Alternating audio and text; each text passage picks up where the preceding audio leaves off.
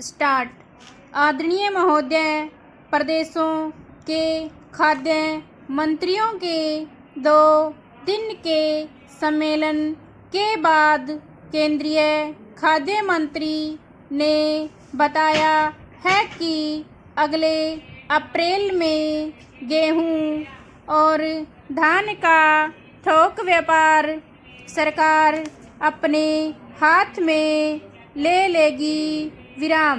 सब प्रदेशों के मंत्री इस पर सहमत हो गए हैं। अन्न का जो संकट आज देश के सामने है, समूचे अर्थतंत्र के सरकारीकरण की बात सोचने वालों का उससे हौसला बढ़ा है। हालांकि पिछले वर्षों के भयंकर अकाल के समय भी सरकार ने ऐसा करने की बात नहीं सोची, लेकिन अब आयात निर्यात, चीनी, कपड़ा, लोहा, अनाज आदि सब के व्यापार पर सरकार कब्जा करना चाहती है, क्योंकि इस सरकारीकरण को ही समाजवाद का पर्याय समझा जाता है।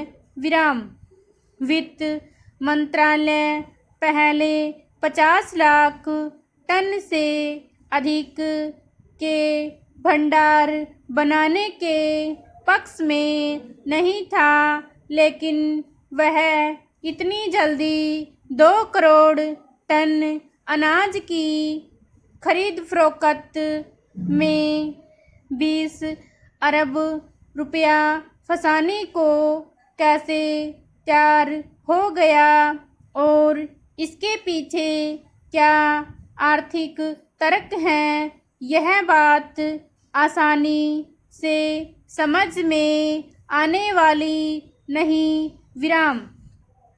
अभी तक सिर्फ 6 प्रदेश ही इस क्षेत्र में कदम बढ़ाने को तैयार थे, लेकिन अब सब प्रदेशों ने किस आधार पर इस फैसले का स्वागत किया, इसके कारण भी स्पष्ट नहीं।